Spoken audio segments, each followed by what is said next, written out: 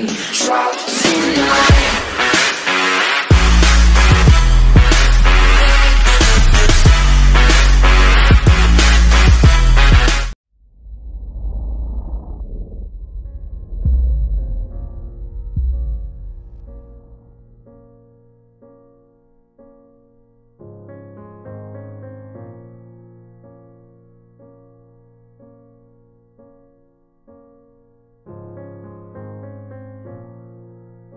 Dans ma vie, la nature a été essentielle. J'ai appris énormément au contact de la nature. J'ai appris l'instant présent, j'ai appris toutes ces choses que l'on ne peut pas apprendre au contact de l'être humain, c'est-à-dire que la nature nous donne la vérité au fil des saisons. La nature ne peut pas mentir. Et c'est un exemple de vie. Cet instant présent où tout se vit, où tout s'anime. La nature m'a appris ces choses-là. Quand j'étais enfant, j'allais beaucoup en contact avec la nature, beaucoup en contact avec les animaux. J'y trouvais une certaine sérénité, un apaisement. Ces choses-là qui nous montrent la vie qui se déroule à chaque instant. J'y trouvais cette simplicité, cette vérité. Et je m'y suis imprégné toute mon enfance, jusqu'à aujourd'hui d'ailleurs. La nature m'a donné en elle-même, la terre m'a donné en elle-même des leçons incroyables, des leçons existentielles, des leçons essentielles. À chaque moment où je me suis éloigné de la nature, où j'ai été plus dans la densité, plus dans les villes, j'ai senti cet appel, ce besoin d'y retourner, comme une évidence, comme quelque chose qui ne peut pas s'exclure de ma vie. C'est un appel. À chaque fois que j'ai passé des périodes dans ma vie, des périodes assez particulières, j'ai eu ce besoin de retrouver la nature, besoin de me reconnecter à cette essence. La terre nous ressource. La terre nous ressource énormément. On peut le voir à chaque moment des périodes de notre vie, des périodes qu'on passe, des épreuves qui sont assez particulières. Il suffit d'aller se reconnecter à la terre, de mettre les mains dans la terre, de marcher dans l'eau, de marcher dans la nature pieds nus. On sent ce ressourcement, on sent cette énergie qui remonte en nous, qui nous régénère vraiment. On a des ressentis physiques, des ressentis émotionnels, mais on a aussi une forme de langage.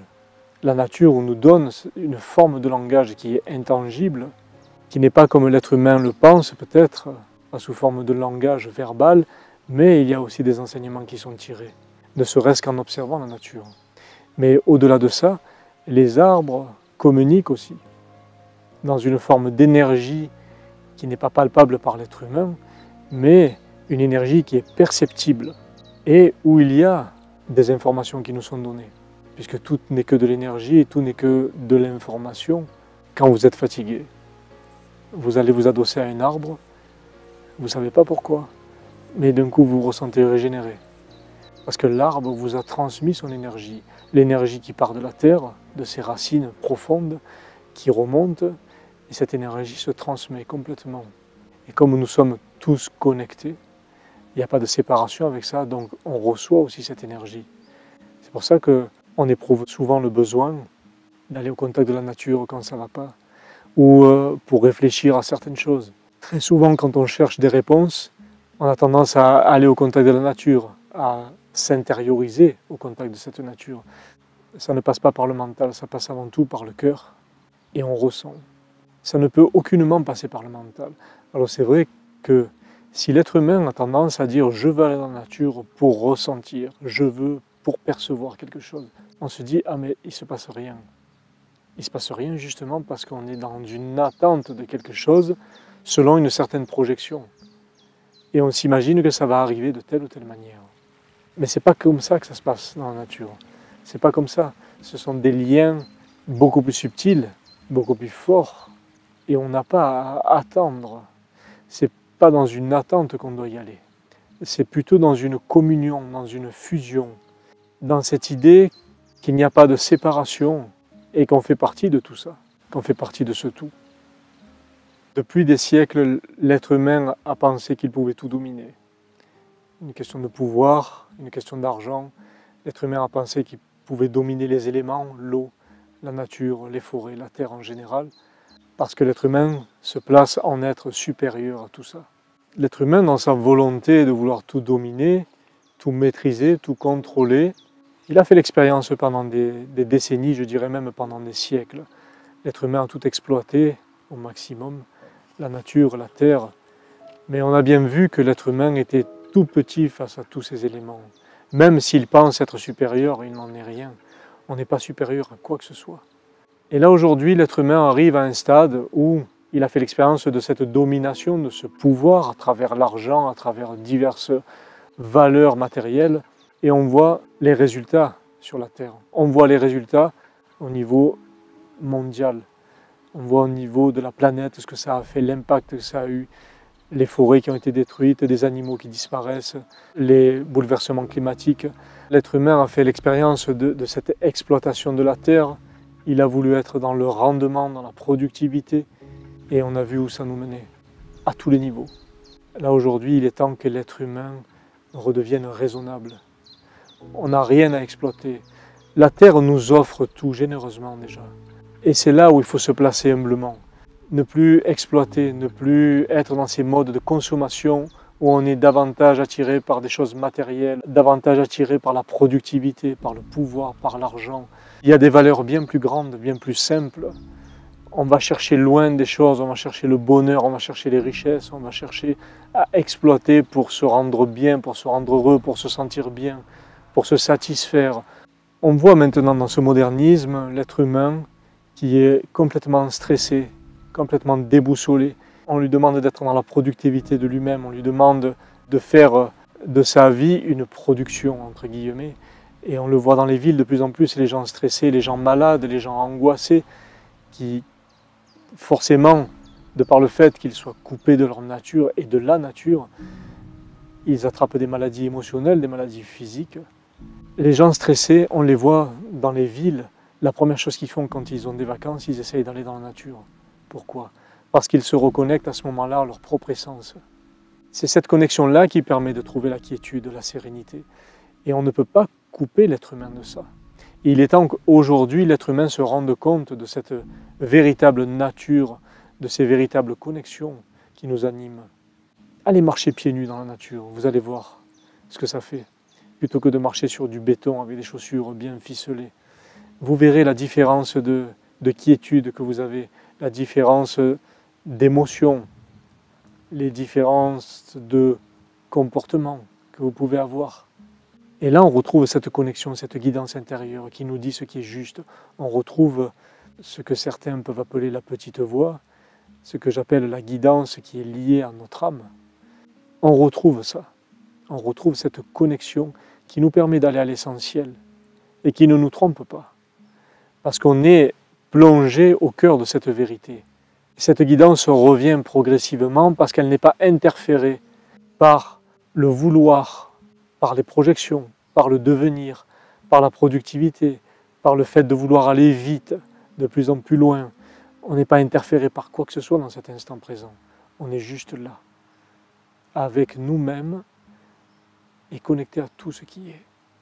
C'est uniquement par cette reconnexion que l'être humain pourra retrouver cette sérénité, cette quiétude, cette paix intérieure. Être dans cet instant présent, être dans cette vérité-là, ne consiste pas à se détacher de tout au point de tout laisser tomber. C'est-à-dire que le détachement consiste à dire, si j'ai quelque chose aujourd'hui, peu importe ce que j'ai, je sais que si demain je le perds, je ne perds rien. Je me détache de ça, je me détache de ce qu'il pourrait arriver après. Ça ne veut pas dire que je dois absolument rejeter tout. Parce que si je rejette tout, ça veut dire que je rejette aussi mon humanité. Et là, je crée encore une forme de dualité à l'intérieur de moi. Donc je n'ai pas à tout rejeter. C'est juste ne pas s'attacher aux choses, ne pas s'attacher à ces valeurs-là. Retrouver cette essence, ça veut dire aussi retrouver sa juste place. Ça permet de se recentrer en soi, justement d'être à la rencontre de cette guidance intérieure, être à la rencontre de ce soi qui est connecté à tout, de se révéler ce qui est le plus juste pour nous de vivre. Que ce soit pour quelque chose de sentimental, ou quelque chose de professionnel, ou peu importe, tous les aspects de la vie. Cette connexion-là nous permet de trouver notre juste place et de trouver ce qui résonne le plus avec nous, ce qui rentre le plus en résonance avec nous. Dans cet instant présent, il n'y a rien qui interfère, il n'y a pas le passé ou le futur qui arrive. C'est là, c'est l'instant présent. Donc on lâche prise sur nos peurs, sur les peurs du passé, de ce que l'on a vécu, les peurs du futur, de ce que l'on risque de vivre ou ne pas vivre, sur ce que l'on risque de manquer. On est dans cet instant présent, c'est ça le lâcher-prise. L'être humain a oublié cette essence que la nature lui donnait, cette énergie que la nature lui donne. Il a oublié cette osmose, ces cadeaux qui nous sont faits. Alors l'être humain, dans son modernisme, a voulu prendre le pouvoir et il a pensé que ce pouvoir le rendait fort, ce pouvoir le rendait supérieur. Mais il n'en est rien. Le pouvoir que l'être humain a pris, c'est un pouvoir palpable, un pouvoir matériel, un pouvoir de l'argent. Lorsqu'il n'y aura plus cet argent, ce matériel, si un jour il devait arriver quelque chose où il n'y avait plus cet argent qui était là, que deviendrait l'être humain qui a cru que cet argent était son pouvoir ultime sur toute chose? Qu'est-ce qu'il deviendrait à ce moment-là? La nature nous donne ce que l'être humain ne peut pas acheter, cette richesse-là, cette abondance qui est là au fil des saisons. Il suffit d'observer la nature. On a l'impression qu'un arbre se dépouille, il se dépouille de ses feuilles en automne, en hiver il renforce ses racines. Il va passer ce temps-là comme si c'était une petite mort. Et ensuite, il va renaître à lui-même au printemps. De nouvelles feuilles vont apparaître, puis de nouvelles fleurs, puis de nouveaux fruits, parce qu'il laisse en lui couler le mouvement de vie. Il se laisse aller à ce mouvement de vie. Et il n'interfère pas dans ce mouvement de vie. Et là, il y trouve l'abondance. L'abondance renaît par lui-même. Il devient l'abondance. Et c'est le cycle de la vie. Et l'être humain n'a pas encore compris ce cycle pour l'instant. Et parce que l'être a été coupé de la nature, de sa connexion avec la terre, il s'est aussi coupé de son instinct, c'est-à-dire de se nourrir sainement. On le voit dans les peuples premiers, il y avait des peuples cueilleurs, chasseurs, ils se nourrissaient sainement. Ils se nourrissaient avec des choses qui vibraient. Aujourd'hui, on a remplacé ça par de la nourriture industrielle, par toute forme de nourriture chimique même transformée. L'être humain mangeait des animaux qui souffrent par l'élevage industriel. Donc tout ça, ça crée des toxines aussi. Ça crée des toxines qui créent des perturbations au niveau de l'équilibre psychologique, de l'équilibre physique. Et l'être humain en est venu là, à s'empoisonner avec une forme de nourriture pour aller plus vite encore, se nourrir encore plus vite, se nourrir facilement. Et on voit les dégâts que ça fait aujourd'hui au niveau de la planète. On extirpe un maximum d'elle en faisant de l'industrie alimentaire, en faisant des élevages industriels. On fait souffrir la planète, on fait souffrir des animaux aujourd'hui, et forcément on mange cette souffrance. On se nourrit de cette souffrance. Donc l'être humain ne peut que souffrir s'il se nourrit avec quelque chose qui a souffert. On ne peut pas trouver l'équilibre en donnant de l'énergie à son corps si cette énergie vient de la souffrance. Il est temps aujourd'hui de retrouver ses vraies valeurs, de se nourrir beaucoup plus sainement, de se nourrir avec équilibre, avec des choses qui vibrent, avec des choses simples, des choses qui n'ont pas souffert. On ne prend plus le temps d'aller cueillir dans la nature. Et pourtant, c'est primordial, cet acte, je dirais, sacré, d'aller pouvoir cueillir quelque chose pour se nourrir. Des plantes sauvages, des baies, des fruits, des champignons, peu importe. Mais quelque chose qui vibre encore avec l'énergie de la terre, qui n'a pas été transformée, qui n'a pas été polluée, qui n'a pas souffert. Se nourrir en conscience, c'est ça qui est important de voir aujourd'hui. Et souvent, j'entends les gens dire « moi je suis prisonnier, j'ai pas assez d'argent, je travaille, je peux pas faire autrement, etc. » On peut toujours faire autrement. L'humanité change si l'on change nous-mêmes, si l'on change nos modes de pensée, nos modes de comportement, nos modes de consommation, nos modes de croyance, nos modes d'action. L'essentiel, c'est de faire les choses en conscience. Alors oui, peut-être que aujourd'hui, la nourriture saine pourrait coûter un peu plus cher. Mais quand on mange la nourriture saine, on a moins besoin de manger. On mange beaucoup plus sainement, dont le corps est nourri sainement. La vibration est plus forte, plus saine. Donc on a moins besoin de se nourrir. C'est vraiment une question de conscience, je dirais, et de responsabilité vis-à-vis de soi et vis-à-vis de la terre. Chacun doit redonner cette valeur à la terre, parce qu'elle est notre mère. Elle est vraiment notre mère nourricière, elle nous apporte tout, sans exception.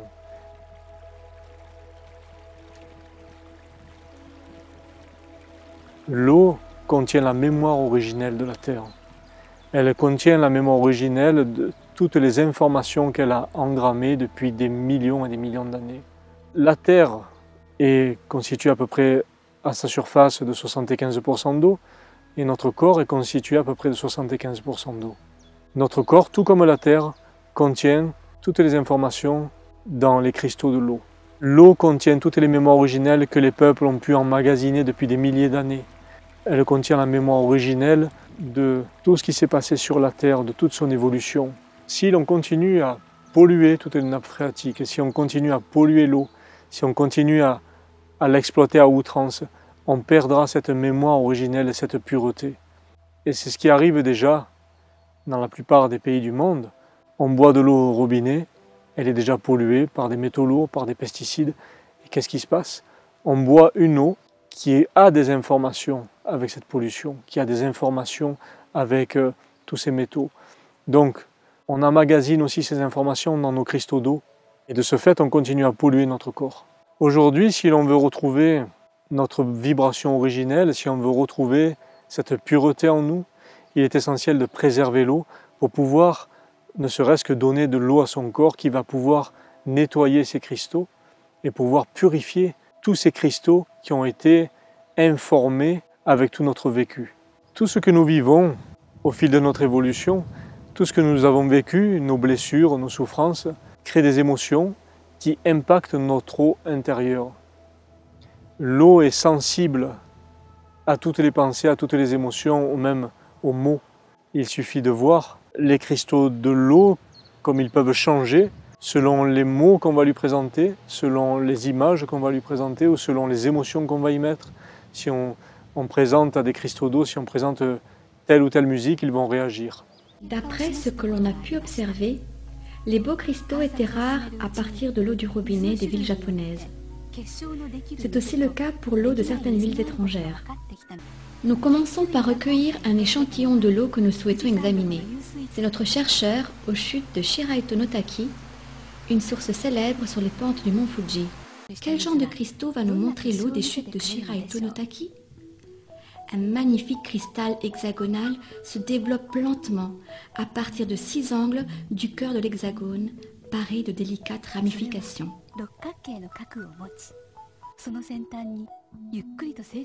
Contrairement à l'eau du robinet, l'eau de source produit une variété de magnifiques structures cristallines, captivantes pour nos yeux.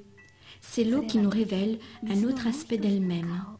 Les photos fixant ce rayonnement unique de l'eau sous sa forme cristalline peuvent nous guider dans son monde ésotérique. Tout ce qui existe vibre. La science ne peut nier cela. Vibration est juste un autre mot pour énergie. En conséquence, l'absence de cristaux hexagonaux peut être interprétée comme un signe que les forces de vie ont été corrompues énergétiquement dans cette région. La musique est une vibration. Si nous exposons de l'eau à de la musique, sa structure cristalline changera.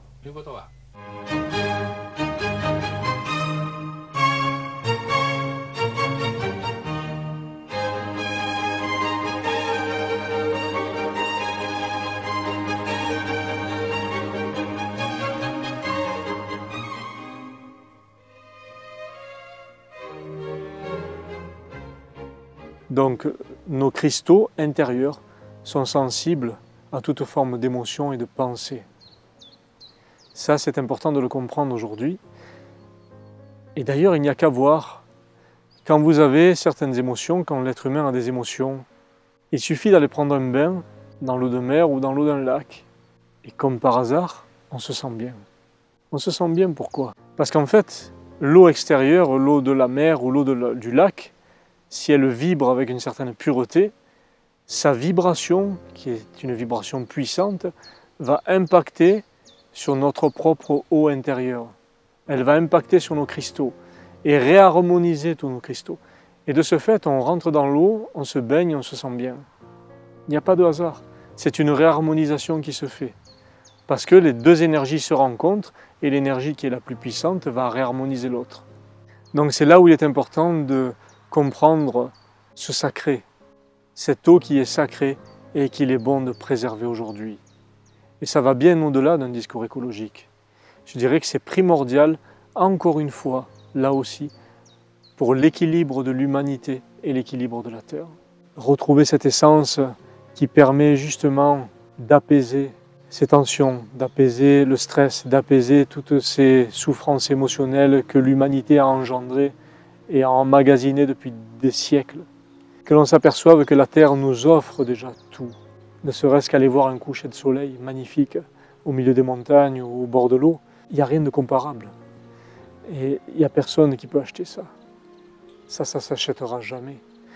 C'est là où il faut se dire que la Terre nous donne vraiment tout, nous offre tout pour survivre, mais aussi nous offre tout dans sa magnificence, dans sa diversité, dans ses couleurs, à travers les saisons, à travers tout ce que l'on peut voir. On peut s'émerveiller de chaque chose. La simplicité, elle est là, la vérité est là.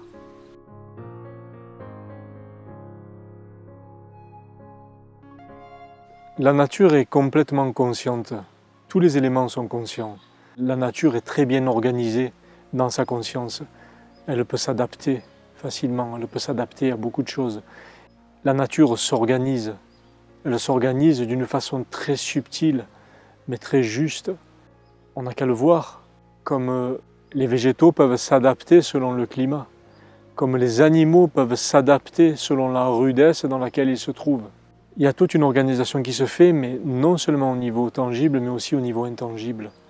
Au niveau intangible, il y a des énergies qui sont là, qui s'échangent en permanence, et ces énergies créent cette osmose et cette organisation.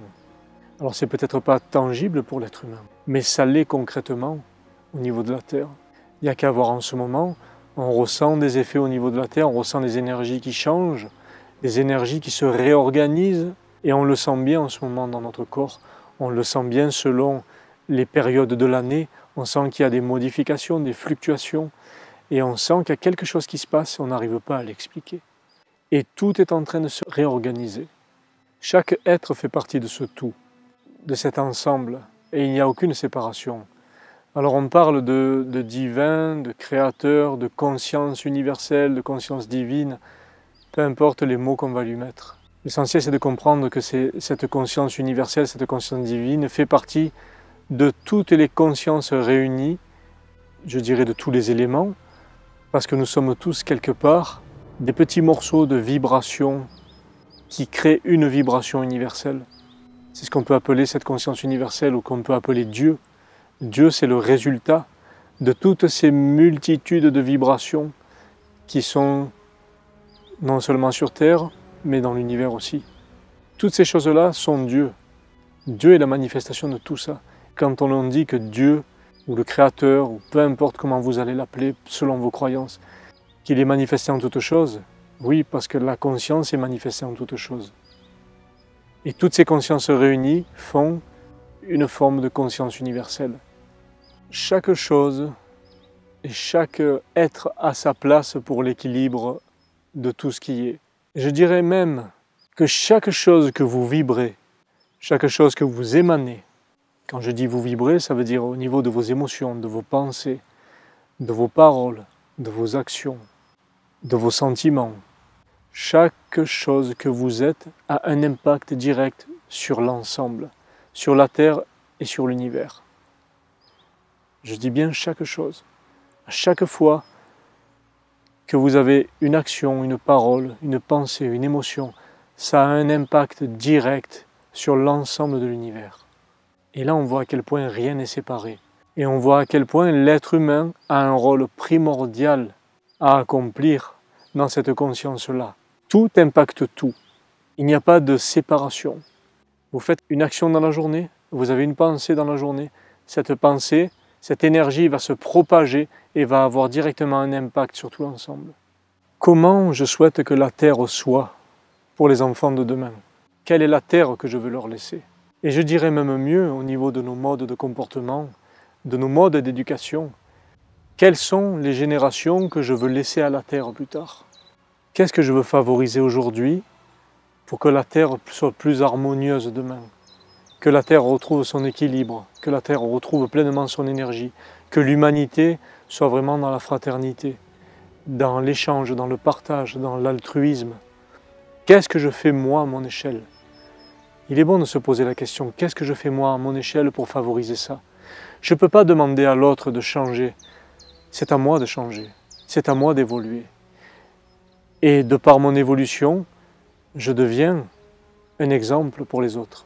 On a tendance beaucoup à accuser les autres. Oui, les autres font ça, les autres ne changent pas, l'être humain n'évoluera jamais.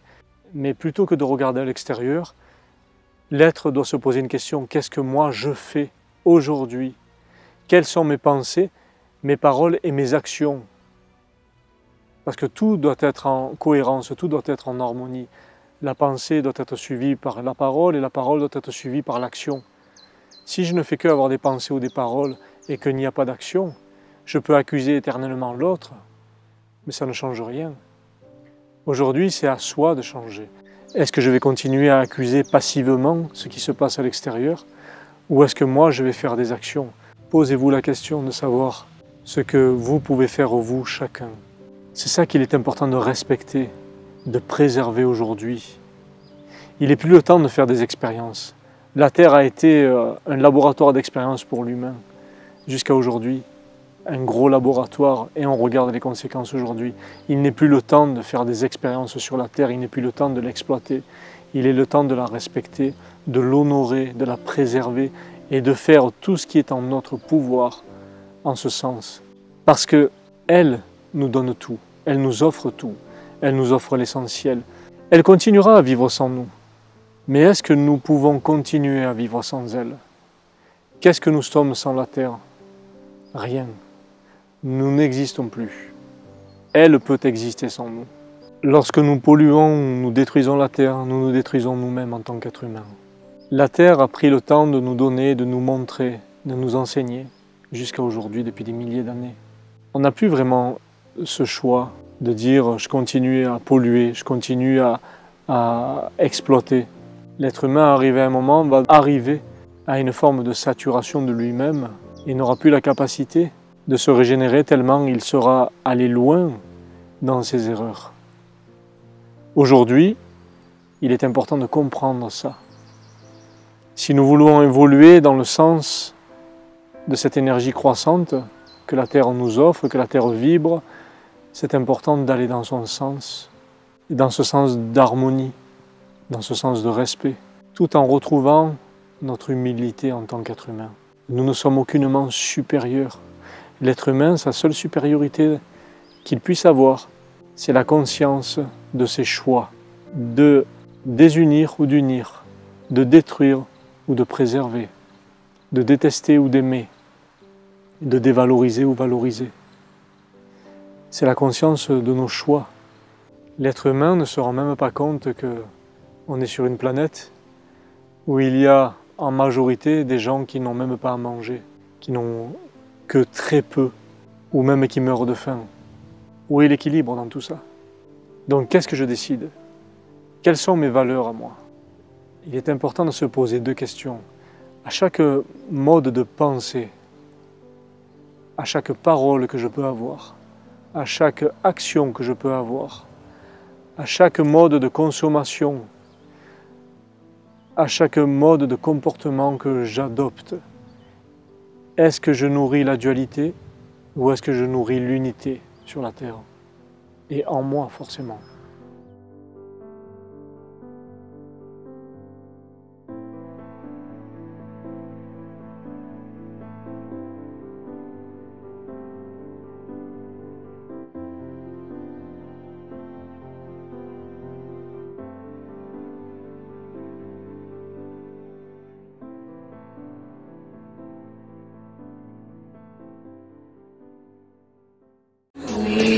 Drop tonight.